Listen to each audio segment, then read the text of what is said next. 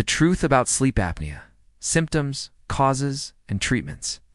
Sleep apnea is a condition where breathing repeatedly stops and starts during sleep.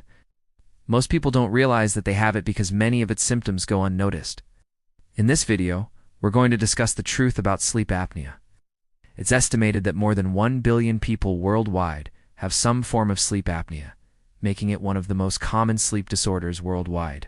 People who suffer from sleep apnea might just assume that their persistent daytime sleepiness is simply a result of not getting enough sleep at night, or maybe they think it's just a result of aging. One of the most telltale signs of sleep apnea is waking up with a very sore throat.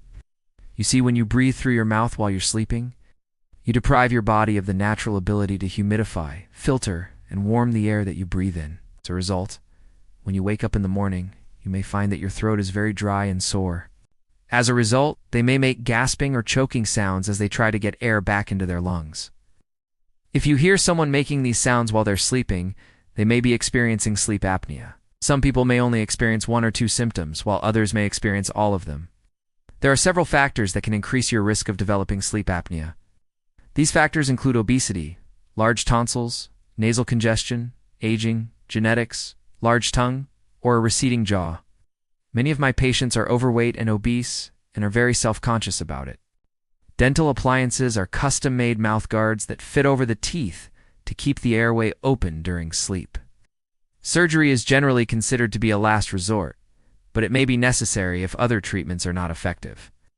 Examples of surgeries that can be performed to treat sleep apnea include tonsillectomy, adenoidectomy, uvulopalatophrysly, and maxillomandibular advancement, symptoms of sleep apnea, so that you can seek treatment if you need it. Sleep apnea is a serious condition, but it is treatable. With the right diagnosis and treatment, you can get the restful sleep you need to live your best life. Tonsillectomy and adenoidectomy are surgeries to remove the tonsils and adenoids respectively. These surgeries can be helpful for children who have enlarged tonsils or adenoids that are contributing to their sleep apnea. Uvulopalatophrysly, also known as UPPP, is a surgery to remove excess tissue from the soft palate, uvula, and pharynx. This can help to open up the airway and reduce the severity of sleep apnea. Maxillomandibular advancement, also known as MMA, is a surgery to advance the lower jaw forward.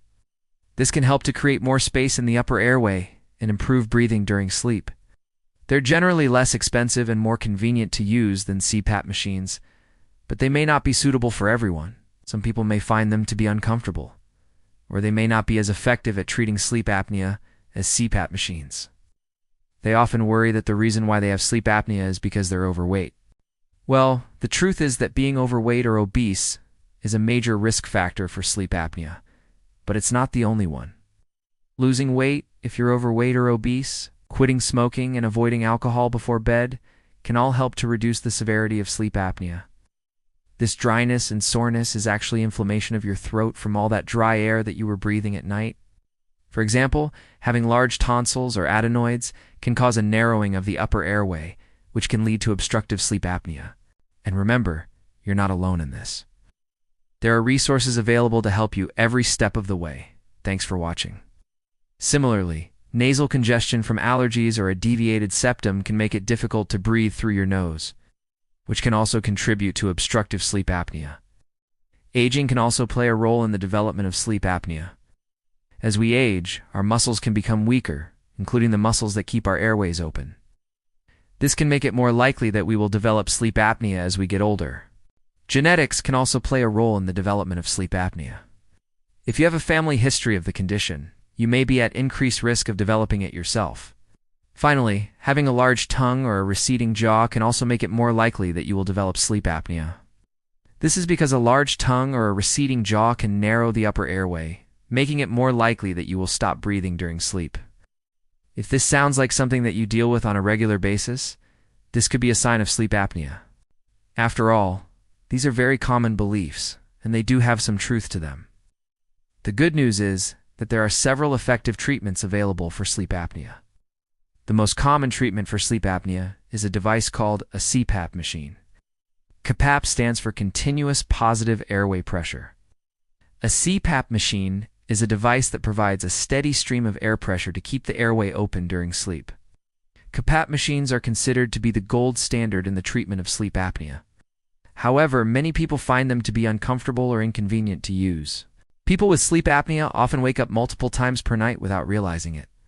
This is because the extra effort required to keep your airway open during sleep can lead to noisy breathing or snoring. So if you have loud snoring, this could be a sign of sleep apnea. When you stop breathing during sleep, your body goes through a series of changes in an attempt to get air into your lungs. This can cause spikes in blood pressure, which can lead to hypertension over time. So if you have high blood pressure, this could be a sign of sleep apnea. These interruptions in sleep can leave you feeling unrefreshed in the morning and can make it difficult to concentrate throughout the day. So if you notice that you waking up frequently at night or you often feel unrefreshed after waking up, this could be a sign of sleep apnea. But sleep apnea can also cause other issues such as high blood pressure, which again could lead people to believe that their high blood pressure is just due to stress or a change in diet. And unfortunately, this can cause a delay in seeking treatment for sleep apnea. This can cause a vicious cycle where undiagnosed sleep apnea can lead to other serious health issues, which then receive treatment while the sleep apnea continues to go unknown. However, it's also true that in many cases, the disorder goes undiagnosed and many patients are uneven aware that they have it. This is especially true for those who have the milder forms of the disease. But why is this? Why does sleep apnea often go unknown? First, I'll talk about what are the symptoms of sleep apnea. Next, I'll discuss the causes of sleep apnea.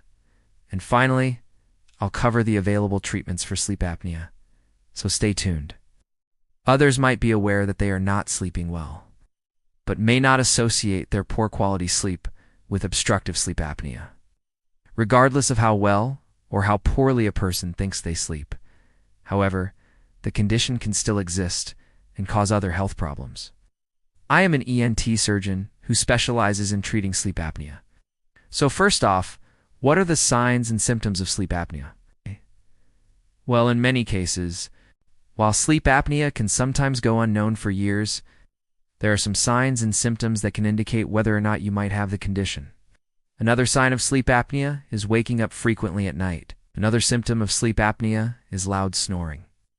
While not everyone who snores loudly has sleep apnea, loud snoring is one of the most common symptoms of obstructive sleep apnea.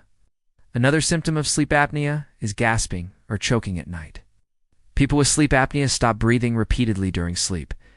Another symptom of sleep apnea is high blood pressure. While these are some of the most common signs and symptoms of sleep apnea, it's important to note that not everyone will experience all of these symptoms. Next, let's take a look at the causes of sleep apnea. In fact, there are many other risk factors that can put you at risk for sleep apnea. Now that we've covered the causes of sleep apnea, let's move on to the third and final part of this video, the treatments for sleep apnea. Another option for treating sleep apnea is a dental appliance. In some cases, surgery may be an option for treating sleep apnea. Lifestyle changes can also be helpful in treating sleep apnea. So now you know the truth about sleep apnea. It's important to be aware of the signs if you found this video helpful. Please like and subscribe to stay up to date on all of our latest content.